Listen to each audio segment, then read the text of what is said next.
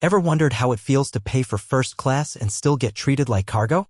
Meet Malik Jennings, engineer, CEO, and the man who learned the hard way that in some places, your money means less than the color of your skin. Malik Jennings hadn't slept in 36 hours, but you wouldn't know it by looking at him. His custom three-piece charcoal suit was wrinkle-free. His leather shoes glistened. The cufflinks? Platinum gifted to him by NASA after his firm's navigation software saved them $48 million in orbital recalibrations. But none of that mattered now, because as he rolled his carbon fiber carry-on toward the skyward Airline's first-class elite lounge, what they saw wasn't achievement. They saw black. The sign at the lounge glimmered with all the subtlety of an overpriced promise. First-class elite, members only.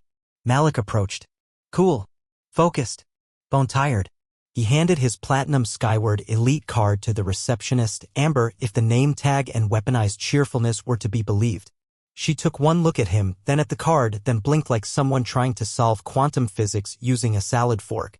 Oh, sir, she chirped, tone dipped in fake sweetness. This lounge is for premium clientele. Malik nodded once. That's what the card says. She gave a tight, nervous laugh. Right, it's just, that's a skyward elite card. Are you? Sure, it's yours. The way she said yours could have curdled milk. Malik smiled, the kind of smile that black men had mastered after 400 years of being questioned about things they paid for. It is. And unless this lounge runs on bloodlines and not booking codes, I'd like to get inside. Amber's fingers danced across the keyboard. Just one moment, sir. I'll need to check with my manager. Because, of course, she did. Enter. Chad B. Balding. The vest is too tight. The name tag is too proud. Walked like someone who corrected baristas on the pronunciation of macchiato. He materialized from the back like a racially coded genie. Is there an issue here, Amber? This gentleman is claiming first-class access, she said, as if Malik were attempting a coup, not requesting a seat.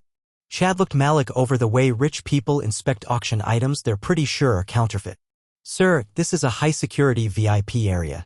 We've had incidents. Define incidents, Malik said, voice like glass. Chad leaned in slightly. We've had guests try to enter lounges they didn't belong in. Malik raised an eyebrow. And you decided I didn't belong before or after I handed you $35,000 worth of loyalty? Chad straightened. I'm going to ask you to wait outside while we verify your information. You understand. Protocol. Behind Malik, a white couple, matching luggage, matching Botox, breezed past the checkpoint without showing a single credential. Amber offered them champagne. They didn't show ID, Malik noted. Amber smiled brightly. They're regulars. So is systemic bias, he replied. Malik sighed. Then he tapped his lapel. A tiny red light blinked alive, a hidden body cam, quietly streaming to a secure cloud server labeled Protocol Raven. Amber didn't notice. Neither did Chad. Because they were too busy doing what people like them always do. Underestimating him. They thought they were humiliating a mistake. But they were recording the beginning of their own. The gate scanner let out a noise that didn't match Malik Jennings' patience. BZZZT. Twice. The gate agent's face stiffened. Her name was Trisha, but the fake lashes and forced empathy read more like damage control Barbie. Oh no, she said with mock concern. Looks like there's a little issue with your boarding pass. Malik raised an eyebrow. Is the issue with the pass, or with who's holding it? Trisha smiled the trademark airline smile. Not the friendly kind, the corporate liability kind. It says here you're assigned to 1A first class. Yes. Booked. Paid. Confirmed. Malik held up his phone, screen glowing with digital proof. And that seat wasn't a gift from the ancestors. I earned it. Trisha nodded absently, typing like someone stalling for backup. Right? It's just, that seat was flagged. Flagged? She leaned in slightly as if sharing state secrets. Sometimes our system marks seats for a reclassification. You know. Safety upgrades. Safety, Malik repeated. I'm a former aerospace engineer who literally wrote the algorithms for your turbulence detection system. If I'm a safety issue, this whole airline needs a priest. Trisha's smile thinned. I'm going to have to ask you to step aside while we clarify your credentials. She motioned to a waiting security officer built like a linebacker with mirrored sunglasses and the charisma of a DMV line. Passengers behind Malik began whispering. A white woman in yoga pants clutched her purse with the urgency of someone expecting a protest at any moment. Probably used points, someone muttered. Probably used his mouth, another added, low enough for plausible deniability but loud enough for sting. Malik stepped aside, calm and deliberate. Every move rehearsed over a lifetime. He wasn't shocked. Not anymore. This wasn't turbulence. It was airspace apartheid in action. As Malik waited, Trisha practically threw herself into customer service mode for the next passenger, an older white man with visible nose hair and a smirk that said, "I own a golf course." "No ID needed, Mr. Dandridge."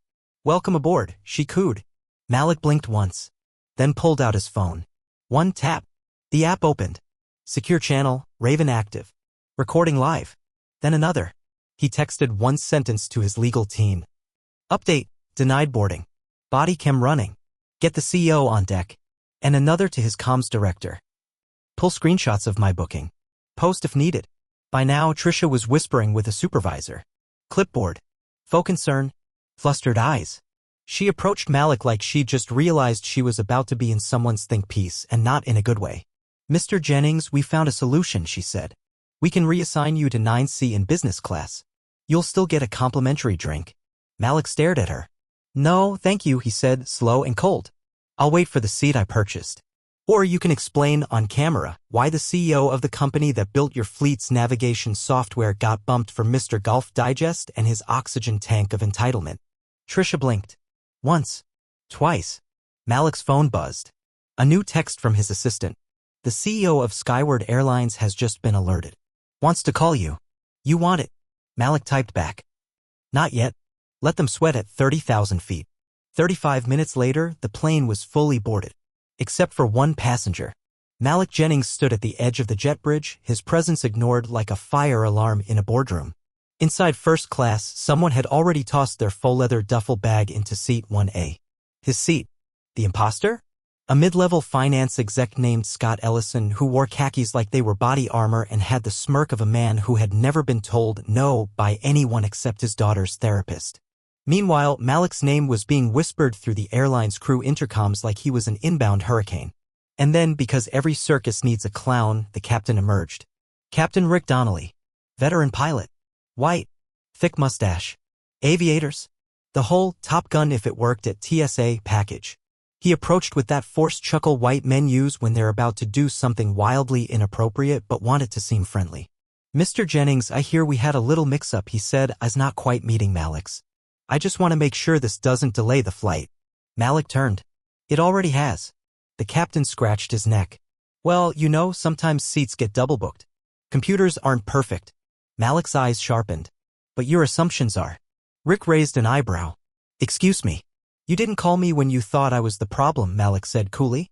"You're here now because someone else realized I'm the solution you can't afford to disrespect."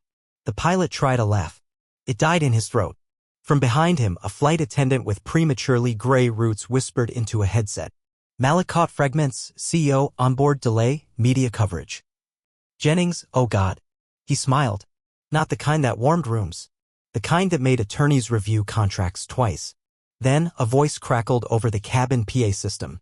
From the cockpit. "This is Captain Donnelly. We're experiencing a brief delay as we finalize passenger seating logistics. Translation, we messed with the wrong black man and now legal is watching." Malik looked past the captain. His eyes locked on seat 1A. Scott was sipping orange juice, unaware he was sitting in a throne built by the man currently being treated like a trespasser. "You have two options," Malik said calmly. "You can ask Mr. Ellison to return to his assigned seat in 14D, or I can deboard, call CNBC, and explain how Skyward Airlines downgraded its own aerospace contractor because his skin didn't match their decor." The captain blinked. Hard. Then he turned on his heel without a word. 3 minutes later, Scott Ellison stood in the aisle, confused and red-faced, clutching his duffel like a toddler denied a happy meal. Malik stepped into seat 1A, adjusted the headrest, pulled out his phone, and pressed send on a tweet. "Update. I'm seated. In the right seat. But don't worry, what happened before takeoff is already up in the cloud. And no, not your airline's version. Mine." Malik Jennings didn't just get seated in first class. He detonated it. By the time the plane hit 10,000 feet and the seatbelt sign chimed off, the internet had already lit up like an electrical fire in a fireworks factory. A video, taken discreetly by a young black woman in 3B, bless her petty instincts, was now viral. No fancy edits. No dramatic music. Just raw footage. A black man being told to wait while a white man sat in his seat. A pilot offering apologies with the energy of a guilty priest. And Malik, ice calm, holding a boarding pass like it was the receipt for someone's career. By the time they reached 30,000 feet, the hashtags were airborne. Hashtag flying while black. Hashtag first class only if you pass. Hashtag Jennings effect. Hashtag one ein for affirmative action. TikTok? Exploding. One creator looped the moment Malik said, "Or I can deboard, call CNBC." Over Kanye's power. Another stitched it with a reenactment of the captain furiously typing, "How to delete LinkedIn." But the real fire came from within. Skyward Airline's internal Slack channel, which someone had clearly leaked, was now public. Sandra, customer ops. This is what happens when we let diversity skip protocol. Brian, middle management, who even is this guy? Doesn't look first class to me. Michelle comes, ugh. We're going to need a statement. Oh, Michelle, sweetie, you were going to need a miracle. Because 10 minutes later, BuzzFeed, MSNBC, and even ESPN, for some reason, were running with headlines. Black CEO kicked out of seat he designed. Tech titan treated like stowaway on plane he helped engineer. First class, unless you're first color. Meanwhile, in the cabin, Malik remained silent, didn't smirk, didn't gloat, just sipped his sparkling water and reviewed emails from his legal team titled things like preliminary IP leverage strategy and statement draft, executive response. Because this wasn't personal. This was structural. And now the structure was cracking. Back on the ground, Skyward Airlines fumbled its first public response. We apologize for any confusion involving Mr. Jennings's boarding experience. Skyward is committed to inclusivity and professionalism at every altitude. That bland bowl of PR oatmeal hit the internet like a lead balloon. The quote tweets? Vicious. I've seen toaster manuals with more emotion. Say we're racist without saying we're racist. Y'all inclusive the way sharks are inclusive at a pool party. Within 2 hours, Skyward lost $82 million in market value. The CEO's assistant leaked a screenshot showing him yelling, "Who the hell is Malik Jennings?" Oh, they were about to find out. Because Malik's pinned tweet, calm, measured, terrifying, read, "I'm not angry, I'm organized, and I've spent my life preparing for this kind of turbulence." As the plane banked westward over the Rockies, Malik looked out the window. The storm hadn't even started yet, but he'd already built the lightning rod. The apology came at 4:17 p.m. Pacific time. A glossy black square, white font, Helvetica, center-aligned, the design equivalent of a shrug. Skyward Airlines is committed to inclusivity and respect in every cabin. We deeply regret the incident involving Mr. Malik Jennings. We are conducting a thorough internal review. No names, no ownership, just vibes. The internet was not amused. The incident? Girl. He was treated like a stowaway with a platinum card. Y'all regret the video, not the behavior. Is inclusivity the new word for you got caught? Underneath the holographic, Skyward's comment section turned into a courtroom. Former employees came out swinging.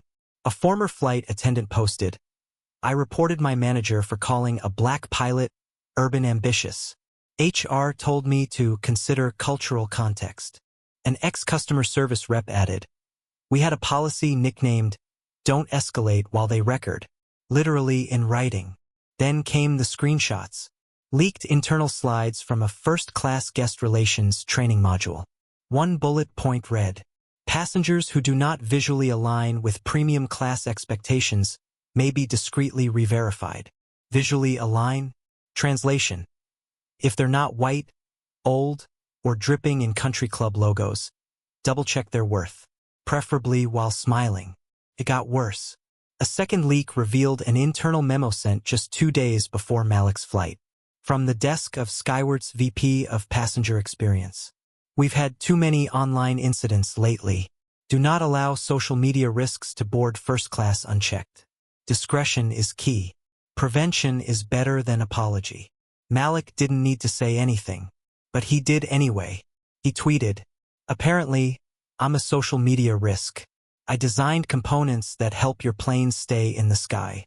And yet, I'm still considered a turbulence trigger in first class. You can't internally review your way out of this. It was shared 2.3 million times in 48 hours. In the skyward boardroom, panic had officially replaced oxygen.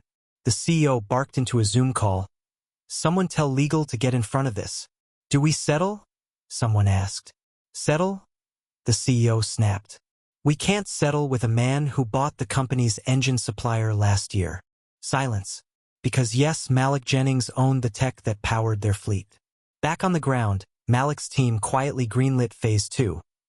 A legal coalition, policy review, and media roadmap.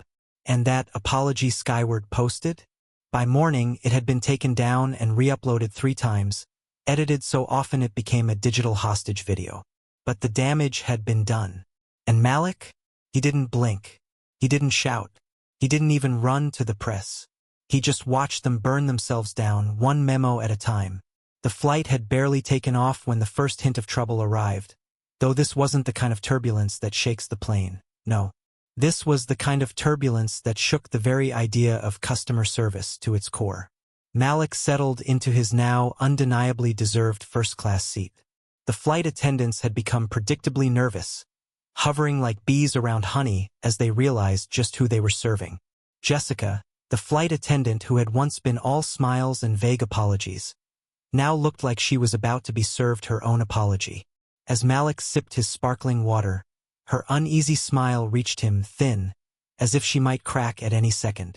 Mr. Jennings, Jessica started, her voice unervingly calm.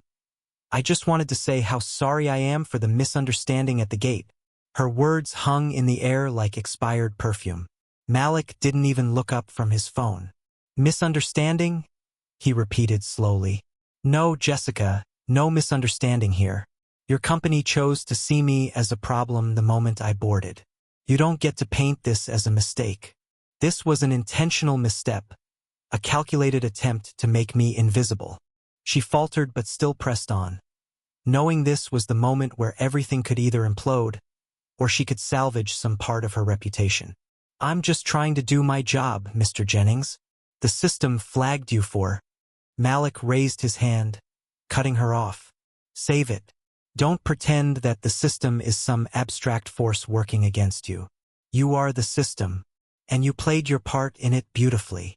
Her cheeks flushed, a pink hue rising rapidly, but before she could respond, a sharp voice interrupted. A man, tall, dark suit, every inch the corporate drone, stepped forward, his glasses reflecting the cabin lights. Everything okay, Jessica? Malik didn't even look at him. He knew exactly what was happening. He was being handled. Again, Jessica stammered something about the confusion and that the seat had been reassigned, and he nodded approvingly, mouthing the words "good job" before walking away. Malik tilted his head back, the faintest smile playing on his lips. What a performance, he muttered under his breath. Not loud enough for Jessica to hear, but just loud enough for the passengers sitting nearby. They shifted uncomfortably, eyes darting, unsure whether they were part of a corporate scandal or an audience to a world-class act. At that moment, a ding broke the tension. The overhead seatbelt sign blinked off, and Malik leaned forward, feeling a small yet unmistakable victory inside him. The captain's voice boomed over the intercom, smooth and polite, but Malik could hear the subtle change in tone. Ladies and gentlemen, we have just received some important information. Please allow us to introduce a very special guest traveling with us today. Mr. Malik Jennings, CEO of Stratacore Aviation Systems, and owner of the aircraft you're currently flying. Malik heard the gasps ripple through the cabin. The smug businesswoman in 1A, she was no longer sipping her champagne. She was gripping the glass like a life raft. Jessica's hands trembled as she rushed to the front, desperate to speak, but Malik gave her a sharp look. Don't bother, he said, as if finishing her thought for her. You've already shown me exactly how you think the system works. The rest of the flight was silent. Not because the passengers were shy, but because they had just been shown the hard truth. The system wasn't broken. It had just been selectively applied. Malik could almost hear the whispers of disbelief growing louder in the back of the cabin. As the plane ascended, Malik tapped away at his phone, sending a brief message to his assistant. Prepare for Phase 1. We're going to fix this airline from the inside out. As the plane cruised over the clouds, Malik sat back, his fingers gently tapping his phone. The peace of the cabin was oddly calming, and for the first time since this debacle started, Malik allowed himself a brief moment to relax.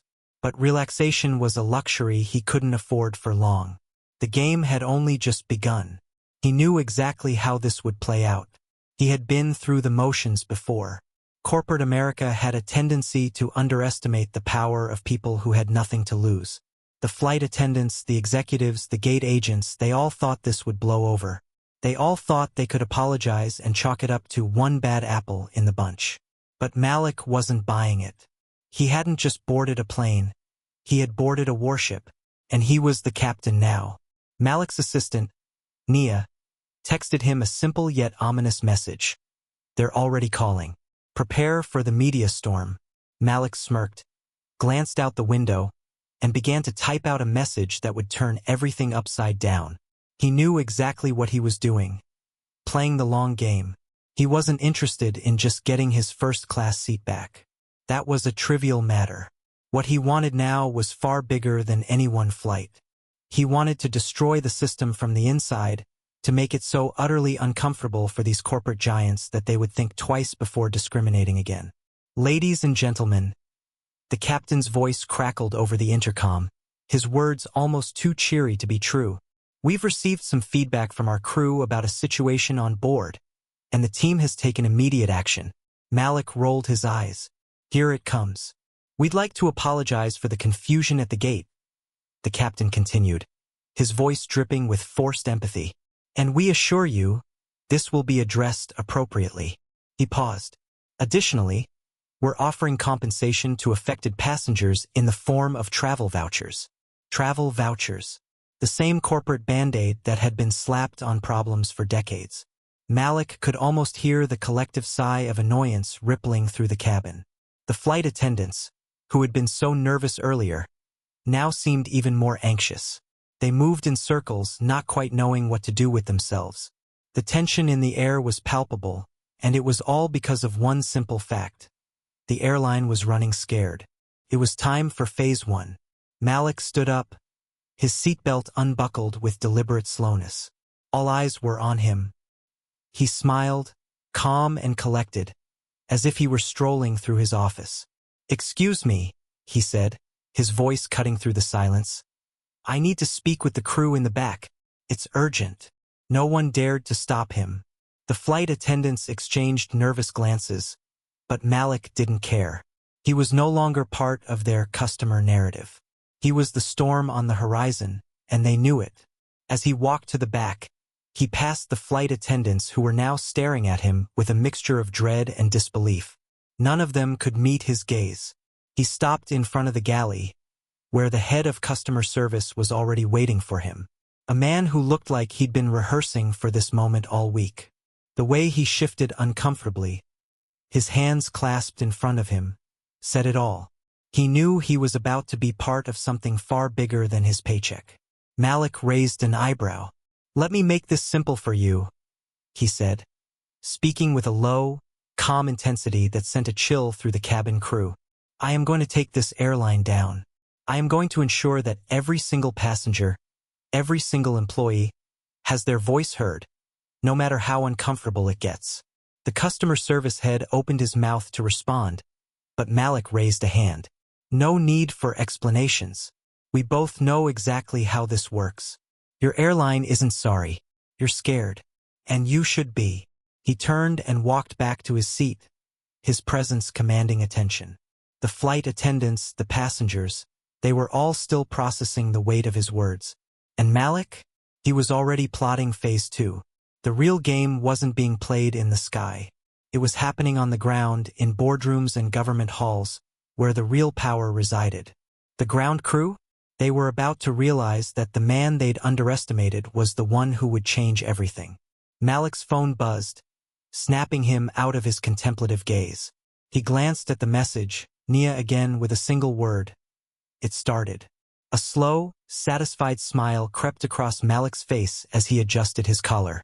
He wasn't sure whether to feel more amusement or vindication. It had taken mere hours for his message to spread like wildfire. And as the plane began its descent into Los Angeles, so did the fallout. "Ladies and gentlemen, this is your captain speaking," came the voice over the intercom, but it was not the cheery tone of earlier. "We are approaching Los Angeles now. Please remain seated with your seatbelt fastened. We'll be arriving shortly." Malik wasn't paying attention to the captain anymore. His eyes were fixed on the incoming storm. Twitter had already erupted, and the media frenzy was about to hit its peak. The hashtag first class while black was trending at #1, followed closely by headlines like "Skylift's first class crisis," "When privilege and racism collide," and "Billionaire tech mogul booted from first class for being black." That was the moment. Malik could feel the weight of the world shifting. These executives, the ones who thought they could simply smooth things over with a shrug and an apology, were about to realize that the era of unchecked discrimination was over. They had underestimated not only him but everyone who had suffered under the same broken system. But as satisfying as the public backlash was, it wasn't enough. Not yet. What Malik was really after, what he had always been after, was the real reckoning. The kind that took the foundation of the system and tore it apart from the inside. The plane hit the tarmac with a soft jolt, and Malik stood up with smooth precision. His fingers quickly typed a message to Nia. "Prepare phase 2. And make sure the media is watching." He didn't have to tell her twice. Nia had already set everything into motion. The cabin was alive with whispers, but no one dared approach him. As he stood in the aisle, waiting for the line to clear, he saw the faces of the passengers, some of them still blissfully ignorant of what was happening. Others, they were looking at him like he was the spark to a fire that would destroy everything they took for granted. Malik's phone buzzed again. This time, it was a news alert. Breaking. Skylift CEO under investigation for racial profiling and discriminatory practices. Shares plummet. Malik felt a brief, satisfying surge of power. As he exited the plane, he noticed something in the corner of his eye. A slick corporate drone who had been lurking in the background, trying to get a photo of him without seeming too obvious. The man's eyes darted to Malik's face, and Malik met them with cold, unwavering intensity. The drone froze, the smile faltering. He knew the rules. Never approach a man like Malik unless you're prepared to follow the script. But Malik wasn't here for scripts. He wasn't playing by the same tired corporate games that everyone else was. And soon enough, the world would know it. By the time Malik stepped off the plane and onto the tarmac, the stakes had changed. Skylift had been dealt its first blow, but the real battle was still ahead. Malik wasn't just fighting for himself. He was fighting for every single person who had been made to feel small, invisible, or unworthy because of the color of their skin. As he walked toward the waiting black SUV, his phone buzzed once more. Nia's message this time. "They're coming for you. Get ready." Malik's smile remained steady. He wasn't running from the storm. He was the storm. By the time Malik stepped into the black SUV waiting at the edge of the tarmac, the tension had reached an unbearable peak. The air was thick with anticipation, both in the streets and in the boardrooms of Skylift. What started as a minor inconvenience had now morphed into a full-fledged corporate disaster. The media storm Malik had sparked was no longer something Skylift's PR team could spin or manage. This was bigger than them. As the SUV sped through the streets of Los Angeles, Malik's phone buzzed incessantly. The screens, with their flashing notifications, were a testament to the chaos that had taken root across social media. Every headline was louder than the last. Every tweet is more incendiary. Skylift CEO faces investigation. Random seat reassignments called out for racial bias. Hashtag first class while black. The real cost of discrimination at 30,000 feet. A seat, a system, a reckoning, the price of not belonging. Malik couldn't help but feel a small sense of satisfaction. For once, it wasn't just about him, it was about all of them. All of the forgotten, overlooked, and dismissed passengers who'd been treated like baggage because of who they were. But this This was bigger, and the storm was about to make landfall. He tapped on his phone. Nia's message flashed across the screen. CEO wants to meet. He's desperate. This is your moment. Malik's lips curled into a smirk. The moment he'd been waiting for. The moment when he would finally show them what happens when you push a black man past his limit. Skylift headquarters was a pristine, whitewashed fortress of corporate power. But Malik wasn't here to admire the marble floors or polished boardroom tables. No, he was here to break the chains they had tried to bind him with. He was escorted to the CEO's office with the sort of stiff formality that made the air feel even colder. Every step felt calculated. Every movement deliberate. It was not lost on him that this was a meeting between a man who had earned his seat at the table and a man who had been given his by birthright and privilege. As Malik entered the CEO's office, Charles Whitmore, CEO of Skylift, stood up, adjusting his expensive suit with practiced precision. His face was a mask of corporate composure, but Malik could see the cracks beneath it. The walls were closing in, and he knew it. "Mr. Jennings," Whitmore began, trying to sound confident but failing miserably. "I think we can all agree this situation has spiraled out of control. I've been watching the news, and frankly, I don't like what I'm seeing." His voice dropped, the professional tone replaced with something more personal. "But I believe we can resolve this. Just name your terms. I can make this go away." Malik studied him for a moment, letting the silence hang heavy between them. Whitmore was used to power, used to manipulating situations in his favor. But this time, the tables had turned. "I don't think you understand, Charles," Malik replied slowly, each word deliberate, cutting through the air like a blade. "This isn't about money. This isn't about apologies or making things go away. This is about something far more fundamental. It's about accountability." Whitmore's eyes flickered briefly, but it was enough. "What are you trying to say?" he asked, his voice faltering. Malik leaned forward, the chair creaking under the weight of his words. "I'm saying your days of hiding behind your board meetings, your corporate jargon, and your protocols are over. I'm not interested in your apology or your compensation. What I want, Charles, is change. I'm not the only one you've wronged, and I'll make sure the world knows it." Whitmore's jaw tightened. "I don't know what you think you can do, but you've crossed a line here, Mr. Jennings. You're trying to ruin everything I've built." Malik's eyes narrowed, his voice lowering to a razor-sharp edge. "You ruined it yourself, Charles. I'm just here to turn the lights on." Suddenly, Malik's phone buzzed again. He glanced at it, a brief moment of distraction. But what he saw made his blood run cold. Breaking. Skylift's secret training materials exposed. Airline accused of systematic racial profiling in new whistleblower leak. The screenshot came from an anonymous insider within Skylift, and it revealed what Malik already knew. The company's culture was not just flawed, it was rotten to the core. Whitmore's face turned white as he looked at the phone. "Where did you get that?" he demanded, his voice suddenly frantic. "Your people, Charles. Your people. They're tired of being part of this system. And now the world knows what you've been hiding for years." The CEO took a step back, his mind racing. But Malik wasn't finished. "I'm giving you one option, Charles," Malik said, his tone lethal. "You can fight me. You can fight the truth. Or you can step aside and let us build a new system. One that actually works for everyone." Charles Whitmore blinked, his eyes filled with fear, as he realized that no amount of money or power could protect him now. The room was silent, and then the door opened. A security team entered. "It's over, Charles," Malik said softly. The final blow was dealt. Not with a lawsuit, not with a headline, but with something far more dangerous. The truth. And as the security officers led Whitmore away, Malik turned toward the window, looking out over a city that had just witnessed the downfall of a corporate titan. The storm had hit, and now there was only the aftermath.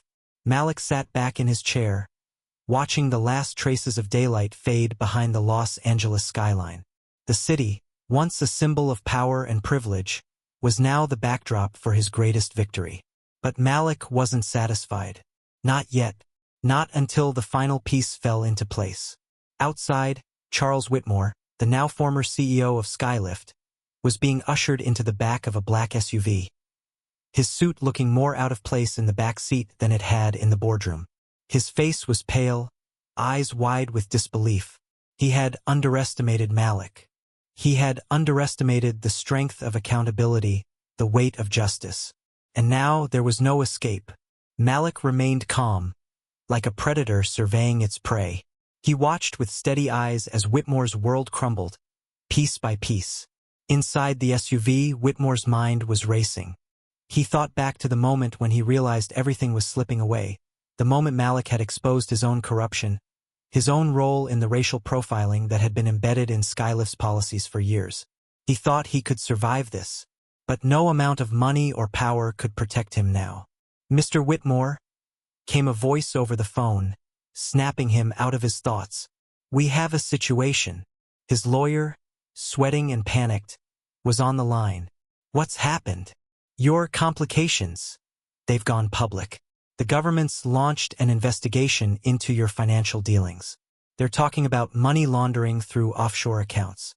And worse, your connection to Skylift's discriminatory practices is going to cost you more than just your job. The feds are involved now. They're not playing. Shut up. Shut up," Whitmore shouted, slamming his fist against the window, the weight of his mistakes crushing him. The weight of every underhanded deal, every lie, every cover-up, now came back tenfold. His carefully constructed empire was crumbling. But Malik had already made his move. Back at Coal Air headquarters, Malik remained calm, his assistant, Nia, entering the room with a digital tablet. She handed it to him with a simple motion, a flicker of amusement in her eyes. "Sir, I think it's time," she said, nodding toward the screen. On it was the final press release, ready to go live. Malik read the headline, a smirk pulling at the corner of his lips. "Skylift CEO Charles Whitmore arrested. Federal investigation underway after leak of discriminatory airline policies and financial fraud." He pressed send, and the press release shot out into the world. No more waiting, no more media spin, no more pretending. At that moment, the world knew the truth. Across the nation, news stations broke the story with grim determination. The footage of Charles Whitmore's arrest, the cuffs, the stunned look on his face, was broadcast to millions. But Malik's work wasn't finished. As the press release spread like wildfire, the Skylift collapse wasn't just a scandal anymore. It was a case study of what happens when you push the wrong person too far. And here's the twist. Malik wasn't just buying Skylift. He wasn't just taking over. No, he had something bigger in mind. A revolution of corporate accountability. As Malik's name again dominated the headlines, one truth rang clear: the empire they had built on discrimination was now his. Because in the end, justice wasn't just about taking power. It was about giving it to those who had been silenced. Malik didn't just win, he changed the game. And the world? It was watching. Malik Jennings didn't just fight for his seat. He fought for every single person who's ever been made to feel like they don't belong. This isn't just about airlines or first class. This is about dismantling systems that thrive on exclusion and rebuilding them from the inside out. So, next time someone tells you the game's rigged, remember Malik. He didn't just play by the rules, he changed them. If you want more stories that shake the foundations of what's unfair and teach us how to fight back with power and precision, make sure to hit that subscribe button and follow Story Precious. Because the story's far from over, subscribe now and join the revolution.